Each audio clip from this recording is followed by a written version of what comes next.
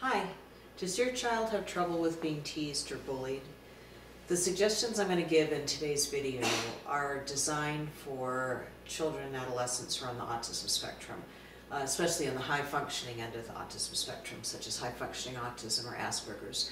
But these suggestions will work well for children with other kinds of special needs. Any child who's got some executive functioning difficulties, or some difficulties with poor social skills, or remembering the steps of what they should do if they're being bullied.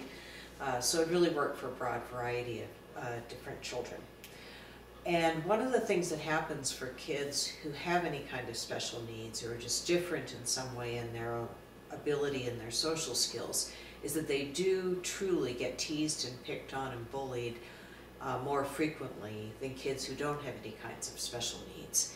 And they often don't know what to do about it. They often might not even be fully aware of what it is that's occurring. So I've known a lot of kids who are telling me as their therapist of a bullying incident, and their parent is in the room and saying, "What, you never told me about this? I never knew that this happened."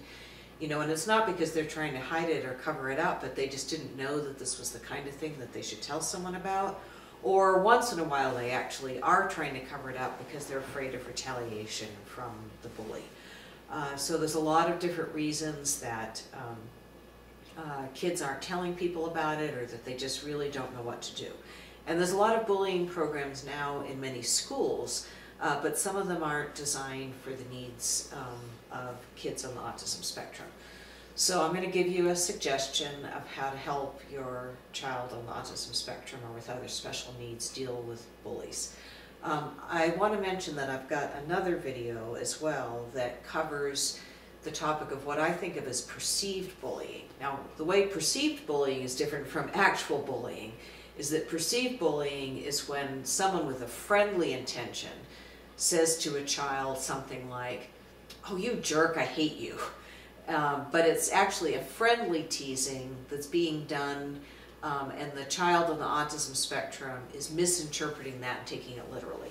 So if you're interested in that topic, check out my other video on that. This is dealing with when there's an intention to cause some harm to the other person. And for some children it can be helpful to explain why bullying occurs. And so to do that, I might use a visual for them where we show them something that shows the difference between someone's intention and what's going through their thoughts and what they might say. So for instance, here's a stick figure that shows a thought bubble, and the thought bubble says, "I don't like myself." So for instance, a lot of kids are familiar with the idea that someone who's a bully might not feel good about themselves, and then they might say mean words to someone else as a way to make themselves feel better. So the person might say, you know, demonstrated by the speaking, "You're a loser," but inside what they're thinking is, "I don't feel good about myself, I don't like myself, I'm going to make myself feel better by putting you down." And using this visual representation of the thought bubble and then what the person is saying can be a helpful way to explain to a child on the autism spectrum that a person might think one thing and say another, which can be quite confusing for kids. And so being able to show them that with some kind of visual support can be really helpful. After we have maybe some discussion about why some of that occurs, which by the way is important because it helps the child realize that what's being said isn't the truth. So a lot of kids don't get that part. They think if they're being told these things, it must be the truth.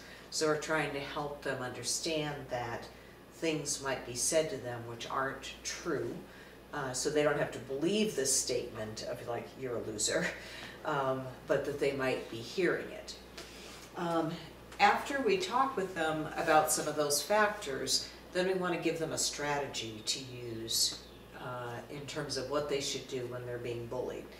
Now, some kids are being told to ignore what they're hearing, which I think can work really well for very low-level teasing. However, if kids are being trained to ignore teasing or bullying attempts, it's very important that they practice it a lot. They understand what it means to ignore, which means that you're feeling one thing inside, like maybe hurt, frustrated, upset, scared, and on the outside you're acting the way an actor might in a theater production.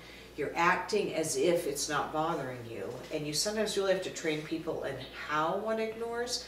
So for instance, they might have to practice showing on their face that they don't care about what's going on, even when inside they do care.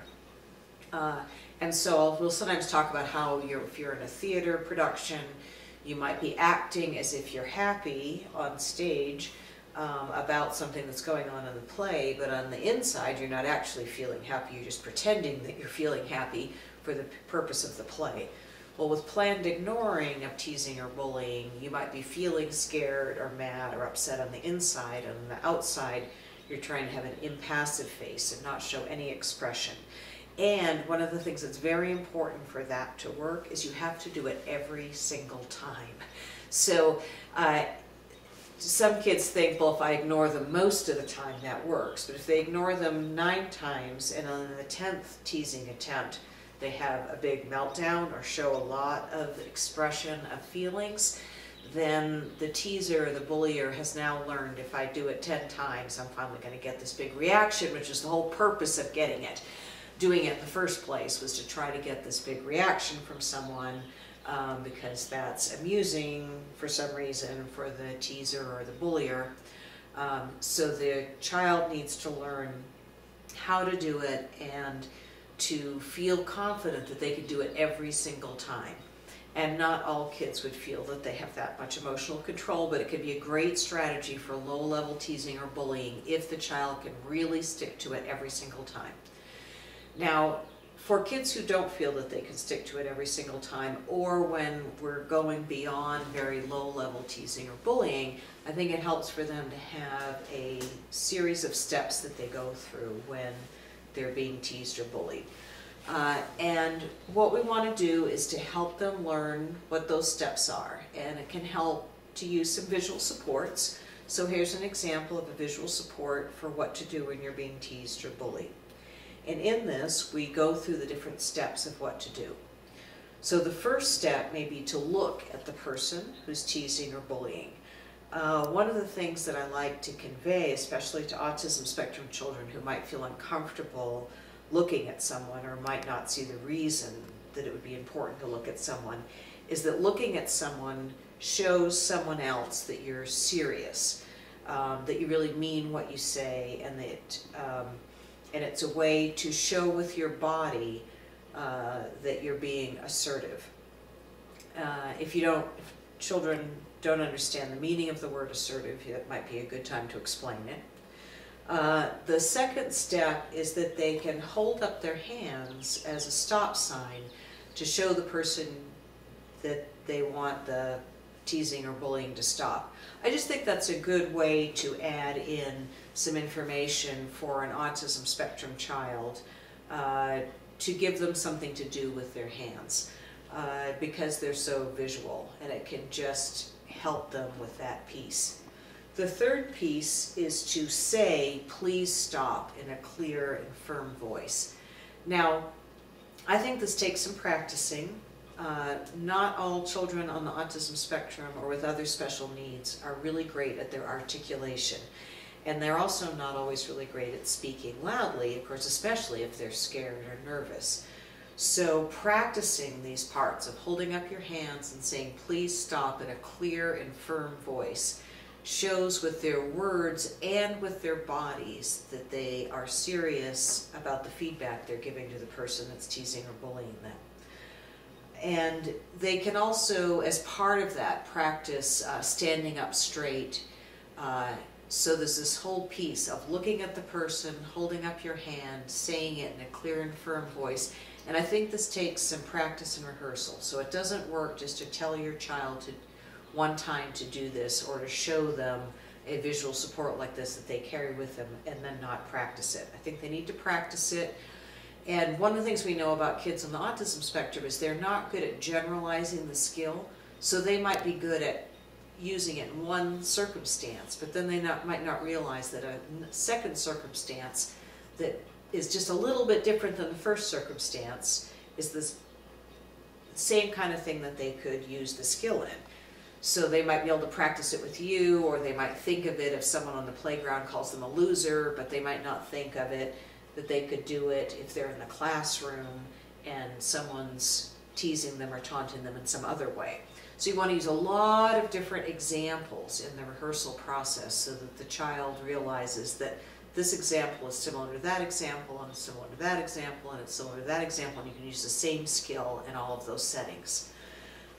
After they say, please stop, and I do recommend including the please, even though you might want to vary it. If you know your child is really being targeted, say by one person over and over again, and you want to drop the please, that's certainly okay. But because sometimes the child is getting mixed up with a perceived versus an actual bullying attempt, I think it's helpful to say please, just in case it turns out that the person's intentions weren't malicious.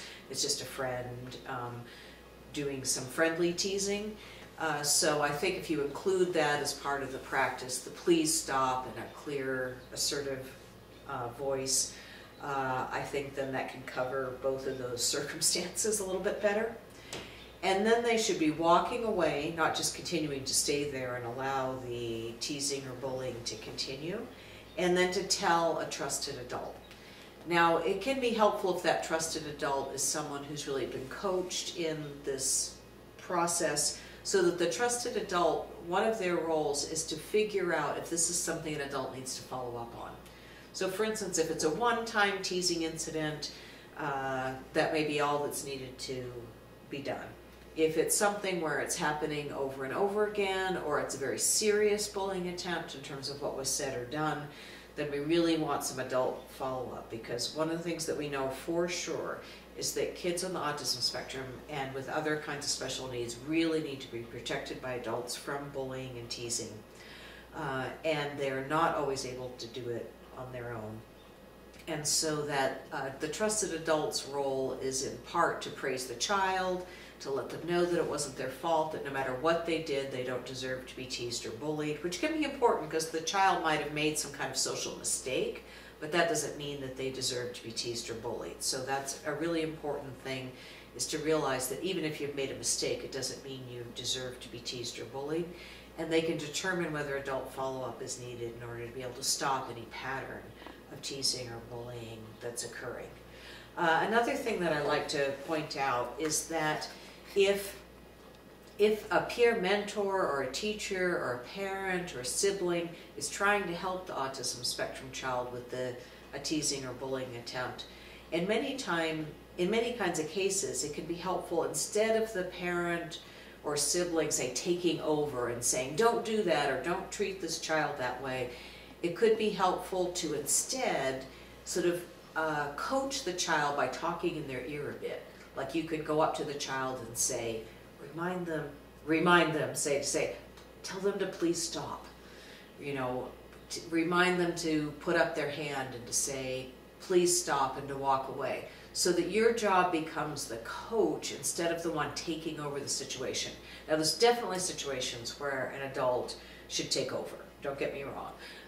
But what we really want to do is to help the child learn skills that they can use themselves. So if you're there as the adult and you see what's going on, if you think it's a situation that the child might be able to handle themselves first, go up and provide the child with some coaching. You might even take them aside a little bit, or just, as I said, kind of whisper in their ear and say, tell them to please stop, and then walk away. And then you pull back and see if the child's able to manage it themselves. That can build up a lot more confidence, rather than always thinking that an adult will be there to help them, because as we know, they won't be. So what we want to do is help the child learn skills that they can use even when the teasing or bullying is going on under the radar, which means, you know, in a situation where there's no adult watching every single second.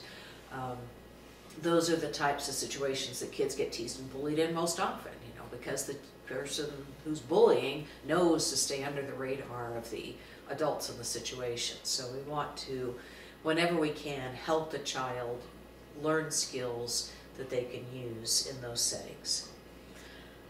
So my name is Barbara Lester. I'm a licensed clinical social worker. I have almost 30 years experience working with children and families, and I specialize in working with children with special needs, especially those on the autism spectrum.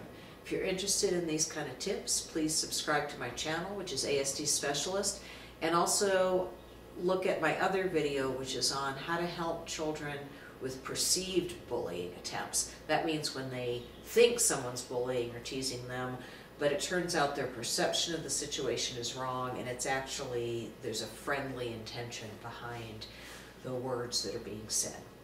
So thanks for stopping by.